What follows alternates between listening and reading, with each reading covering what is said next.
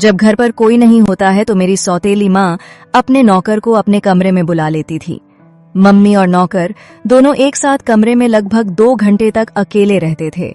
यह बात मुझे अच्छी नहीं लगती थी। एक दिन जब मेरी सौतेली माँ कमरे से बाहर आई तो मैंने उनसे बोला, मम्मी ये आप गलत कर रही हो।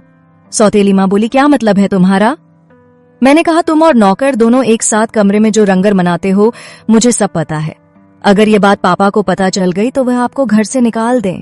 मम्मी ने कहा, इसमें गलत क्या है? जब तुम्हारे पापा का ठीक से काम नहीं करता तो जिसके साथ मेरा मन करेगा मैं उसके साथ काम करूंगी, और वैसे भी ऐसा करने में मुझे बहुत ज्यादा गर्व महसूस होता है। मैंने कहा, मम्मी तुम्हारी जो मर्जी वो करो, लेकिन अगर यह बात बाबा को पता चल जाएगा तो बहुत गलत होगा। दोस्तों, मैं जानना चाहती थी कि आखिर मेरी सौतेली माँ नौकर के साथ अकेले कमरे में दरवाजा बंद करके ऐसा कौन सा काम करती है जिसे करने में उनको गर्व महसूस होता है। ऐसे ही कुछ दिन बीत गए। एक दिन जब मम्मी और नौकर कमरे के अंदर गए तो उनके थोड़ी देर बाद में बगल वाली खिड़की से झांककर अंदर देखने लगी कि आखिर यह दोनों कमरे में क्या करते हैं। भाई लोग, अंदर का नजारा देखकर मेरे पैरों के नीचे से जमीन खिसक गई। हमारा नौकर सरसों का तेल लेकर मम्मी के साथ थोड़ी देर बाद जब मम्मी बाहर आई, वह काफी थकी हुई लग रही थी। मैंने कहा, मम्मी सच में आप बहुत अच्छा काम करती हो। मम्मी बोली, तुमने कहाँ देखा? मैंने कहा, मम्मी जब तुम और नौकर सरसों का तेल लगा रहे थे तब उसी समय मैंने खिड़की से झांक कर अंदर देख लिया था। मैंने कहा, मम्मी अगर तुम कहो तो मैं भी तुम्हारी गैंग में शामिल हो जाऊं तो उससे और भी ज्यादा मजा आएगा। जब मैं और नौकर दोनों एक साथ मिलकर करेंगे तो बहुत जल्दी हो जाएगा। मम्मी बोली, यह तो और भी अच्छी बात है। अगले दिन हम तीनों एक साथ कमरे में गए। नौकर बहुत तेज तेज कर रहा था। इतने दिनों से मम्मी के साथ करके नौकर काफी फास्ट हो गया था। भाई लोग, मेरा नाम नेहा है। मैं 20 साल की हूँ। मेरे पापा दिल्ली में रहते हैं और मैं भी उन्हीं के साथ इनके घर पर रहती हूँ। दोस्तों, मुझे यहाँ आए अभी कुछ ही दिन हुए थे। पहले मैं गांव में रहती थी अपनी मम्मी के पास। एक दिन मेरे पापा का फोन आया। वह, कहाँ भी नेहा, तुम कहाँ? 1 महीने के लिए हमारे पास आ जाओ दिल्ली। मैंने कहा, क्यों पापा, क्या हुआ? पापा ने कहा, मेरी पोस्टिंग दूसरे शहर में हो गई है। अब हमें जाना पड़ेगा और मेरे जाने के बाद तुम्हारी सौतेली माँ घर पर अकेली पड़ जाएगी। मैंने कहा, ठीक है पापा, मैं कल सुबह आ जाऊंगी। दोस्तों, मैं अपने आप से बताना भूल गई कि मेरे पापा ने 2 शादियां की थीं। पहली मेरी मम्मी थी जो गांव में रहती थी और दूसरी मेरी सौतेली माँ जो दिल्ली की थी। मेरे पापा पुलिस की नौकरी करते थे। अगले दिन मैं पापा के घर पहुंच गई। मेरी सौतेली माँ मिली। मैंने कहा, मम्मी पापा कहाँ हैं? वह बोली, तुम्हारे पापा आज सुबह ही दूसरे शहर निकल गए। दोस्तों, मैं अपनी सौतेली माँ से ज्यादा बात नहीं करती थी क्योंकि मेरे पापा ने यहीं दिल्ली से ही लव मैरिज किया था। आज मैं पहली बार अपनी सौतेली माँ को देख रही हूँ। लेकिन कुछ भी हो, मेरी सौतेली माँ बहुत सुंदर है। मेरे पापा ने घर के कामकाज के लिए एक नौकर भी रखा था। एक दिन मैंने देखा नौकर मम्मी के कमरे से बाहर आ रहा था। मैंने सोचा पापा ने नौकर को सर पर चढ़ा रखा है, किसी के भी कमरे में आता जाता है।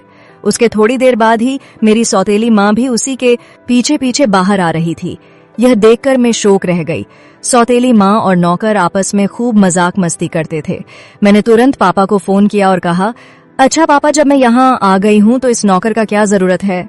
पापा बोले, क्या हुआ नेहा, तुम इतने गुस्से में क्यों हो? मैंने कहा, पापा वो नौकर मम्मी से हमेशा चिपका क्यों रहता है, यहाँ तक कि वह मम्मी के साथ उनके रूम में भी चला जाता है। पापा ने कहा, वह तुम्हारी मम्मी के मायके में रहता था।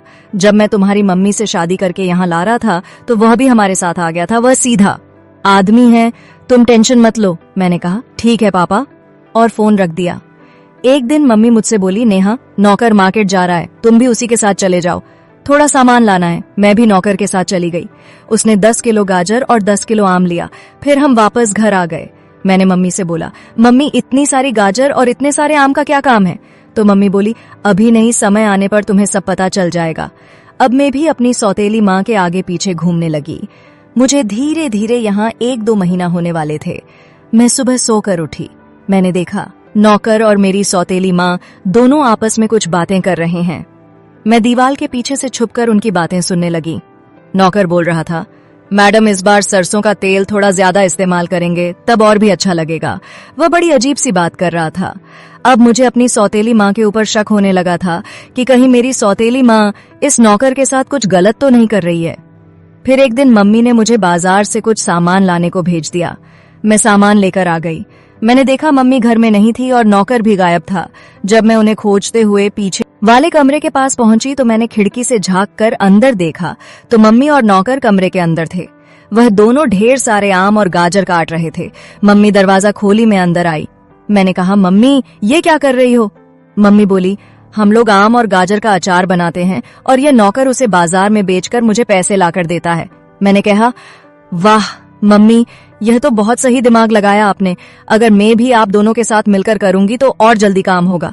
फिर मैं भी अपनी सौतेली माँ के साथ मिलकर उनकी हेल्प करने लगी। तो धन्यवाद दोस्तों। उम्मीद है आप लोगों को हमारी यह प्यारी सी काल्पनिक कहानी पसंद आई होगी। वीडियो पसंद आए तो लाइक करें और चैनल को सब्सक्राइब करना ना भूलें।